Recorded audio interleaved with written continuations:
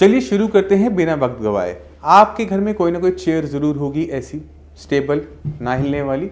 इस चेयर का यूज़ करते हुए आप एक्सरसाइज को शुरू करेंगे। आप इसकी जगह किसी भी छोटी वॉल जो हमारे घर में रेलिंग होती हैं, दीवारें होती हैं, उनकी पकड़ करके भी हेल्प से ये कर सकते हैं। आपने करना कुछ नहीं होता, आपने अपने दोनों हाथ को यहाँ पे स्टेबल करना होता है और धीरे धीरे अपनी बॉडी को नीचे लेके जाना होता है। ध्यान के रखना है, ये जितना धीरे होगा उतना अच्छा रहेगा, क्योंकि आपके पास स्टेबिलिटी बनी रहती है। अगर आप इसे बहुत तेज़ी से करने की कोशिश करेंगे तो आपको इसमें चोट लग सकती है, आपका बैलेंस बिगड़ सकता है। और एक्सरसाइज का सबसे बेस्ट पार्ट क्या होता है स्लो करने से, कि इसमें हमें गेन, मसल गेन तेज़ी से होता है, क्योंकि हम इसमें एक चीज़ और सीख रहे होते हैं, वो है कंट्रोल। मसल कंट्रोल के साथ ही आप धीरे धीरे जा सकते हो। अगर आपने तेज़ी से ऊपर नीचे हो गए तो ये मसल कंट्रोल नहीं आने देगा। तो हमने इस एक्सरसाइज को, जैसे हम दंड बैठक भी कहते हैं, कर सकते हैं। अब सवाल उठता है कि हम इसे कितनी देर तक कर रहे हैं। इसको जितना चाहो आप कर सकते हो। जब आपको लगे कि आपकी बस हो गई है, अब मेरे से आगे नहीं हो रहा, तब आप इसे रोक दीजिएगा। अब इसमें एक छोटी सी दिक्कत आपको देखने को मिलेगी कि आपकी मसल्स में दुखन हो रही है, पेन हो रहा है। तो आपको समझने की ज़रूरत है कि ये पेन आपकी रिकवरी में ज़रूरी होता है, क्योंकि इसके पीछे छोटा सा कारण है। जब हमारी मसल्स बहुत लंबे टाइम से नहीं मूव करती तो उसमें एट्रोफी होती है, यानी वो सूखना शुरू कर देती है।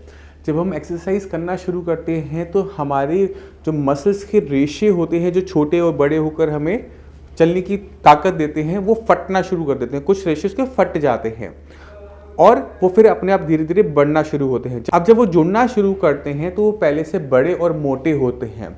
इसी वजह से आप देखते होंगे कि जब कोई जिम जाता है तो उसकी मांसपेशियां बड़ी हो जाती हैं, क्योंकि वो वेट उठा रहा है, ताकत लगा रहा है, वहाँ की मांसपेशियां फट रही हैं, फिर वो जुड़ती हैं, पहले से मजबूत जुड़ती हैं, फिर फटती हैं, फिर जुड़ती है। तो धीरे धीरे क्या होता है कि उसका साइज़ बड़ा होता चला जाता है। यही चीज़ हमने करनी होती है एक पैरालिसिस पेशेंट में। पैरालिसिस पेशेंट के अंदर मसल मास को बढ़ाना ज़रूरी होता है, क्योंकि ये जो हमारा ढांचा है ये हड्डियों का बना हुआ है। इन हड्डियों को आगे बढ़ाने का काम हमारी मांसपेशियाँ करती हैं। जितनी ताकत इन मांसपेशियों में होगी उतनी आराम से हम अपने हाथ को, अपने पैर को चला पाएंगे। अब थोड़ी बहुत ताकत हमारी रिकवरी हो चुकी है, बट हमें उस रिकवरी को और बेटर करना है। तो हम उस रिकवरी बेटर करने के लिए ये छोटी छोटी एक्सरसाइज हम यूज़ कर सकते हैं, क्योंकि इसमें हमें नुकसान होने के चांसेस सबसे कम रहते हैं। इसको आप घर पे कर सकते हैं। किसी टाइप की फिजियोथेरेपिस्ट की आपको इसके साथ ज़रूरत नहीं पड़ेगी, बस आपने कुछ देर अपने लिए ज़रूर निकालना है।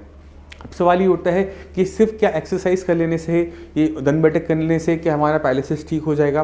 तो आपको समझने की ज़रूरत होती है कि पैरालिसिस कभी भी आपके हाथ पैर का रोग नहीं होता। हमारा हाथ नहीं चल रहा, माना हमारा पैर नहीं चल रहा, बट ये प्रॉब्लम यहाँ जनरेट नहीं हुई थी। पैरालिसिस अक्सर तब होता है जब हमारे ब्रेन के अंदर किसी टाइप का क्लॉट या फिर ब्रेन हैमरेज, नस फट जाती है। तो ब्रेन का एक हिस्सा जो मेरे हाथ पैर को चलाता था, अब वो नहीं चला पा रहा, वो काम नहीं कर पा रहा, जिसकी वजह से मेरे ब्रेन का कंट्रोल मेरे हाथ पैर से चला जाता है। अब अगर हम सिर्फ हाथ पैर की एक्सरसाइज करते रहेंगे तो हाथ पैर की मांसपेशियां तो बड़ी हो जाती है, बट ब्रेन का कंट्रोल उसके ऊपर नहीं आता।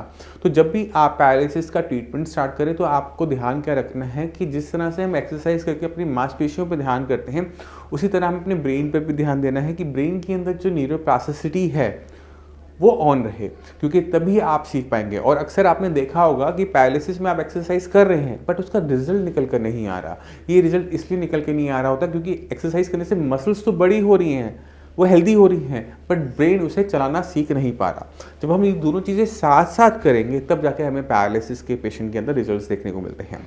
अब मैं चाहता हूँ कि कुछ आप पैरालिसिस पेशेंट के इंटरव्यूज़ को देखें तो आपको बहुत क्लियर कट आइडिया मिल जाएगा कि किस तरह से एक पैरालिसिस पेशेंट में इंप्रूवमेंट होती है। न्यूरोप्लास्टिसिटी, जिसका मैंने जिक्र इस वीडियो के अंदर किया है, उसका लिंक भी मैं आपको इस वीडियो के एंड पे दूंगा, जिससे आप समझ जाएंगे कि ब्रेन में इंप्रूवमेंट किस तरह से की जाती है। और ये एक्सरसाइज आपने दिन में जब चाहें आप कर सकते हैं। कोशिश कीजिए कि दिन में 2 बार, क्योंकि आप बहुत ज़्यादा लंबा टाइम इसको नहीं दे पाएंगे। 2 या 4-5 उठक बैठक के अंदर ही आपकी जो मसल्स में पेन होना शुरू हो जाएगा। तो इतना ही हमने करना है, 5 से 10 उठक बैठक करनी है। तो मेरे ख्याल से मुश्किल से ही 2 या 3 मिनट लेगा। तो 2-3 मिनट सुबह, 2-3 मिनट शाम कर लोगे तो भी आपको उसमें काफ़ी अच्छी हेल्प मिल जाएगी। तो मैं उम्मीद करता हूँ इस वीडियो से आप काफ़ी कुछ समझ गए इस छोटी सी एक्सरसाइज के बारे में। फिर भी आपके माइंड में डाउट हो, कुछ भी पूछना चाहते हो तो डॉक्टर्स अवेलेबल है, उनसे आप बात कर सकते हैं। आप अपॉइंटमेंट लेकर हमसे भी आके मिल सकते हैं। अब इसी के साथ आप सभी से मैं चलने की आज्ञा चाहूँगा। मिलते हैं अगली वीडियो में, तब तक के लिए नमस्कार। नमस्कार, मेरा नाम है डॉक्टर पूरू धवन और आज मैं आपको सामने एक ऐसा पेशेंट लेकर आया हूँ जिनको पैरालिसिस हुआ था हेड इंजरी की वजह से। जब रामस्वरूप जी का बाइक से एक्सीडेंट हुआ तो इनके सिर पे चोट लगी। सिर पे जब चोट लगी तो उसके अंदर क्लॉट बना और वो क्लॉट इनकी पूरी ब्रेन में जाकर इनके दोनों तरफ के लेफ्ट और राइट साइड दोनों साइड के जो लॉब्स होते हैं, फ्रंटल लॉब्स, उनमें जाके उन्होंने ब्लड के सर्कुलेशन को रोक दिया, जिसकी वजह से इनकी लेग में पावर बहुत ज़्यादा चली गई थी, हाथ में थोड़ी बहुत पावर थी और वो अभी भी बेटर हो गई। राइटिंग पहले से बेटर हो गई है इनकी, चलने में बेटर हो गए हैं। रामस्वरूप, कैसे हुआ था एक्सीडेंट? एक्सीडेंट बाइक से हुआ था। कैसे गिरे थे? कैसे मतलब शाम के समय था और शाम का मतलब चौराहे पर था मैं, और सामने से पिकअप आई, उसने मतलब टक्कर मार दी। अच्छा, तो चोट कहाँ लगी थी? चोट सिर में लगी थी। और कोमा में रहे थे? कितना टाइम कोमा में रहे थे? 2 महीना। और उसके बाद दिक्कत थी, जब खड़े हुए तो क्या दिक्कत महसूस कर रहे थे? तो उसके बाद मतलब 5-6 महीने तो मतलब खड़ा ही नहीं होता, मतलब खड़े नहीं हुए थे। मतलब 7-8 महीने तक मतलब वो जो घर वाले हैं वो मतलब मम्मी पापा वो मतलब सहारा देकर चलाते थे। अच्छा। मतलब चलना मतलब उठना बैठना भी मतलब। और साइंस इंजीनियरिंग में इलाज कितने महीने लिया? 1 महीना हो गया। 1 महीने में क्या बदलाव देखा अपने अंदर?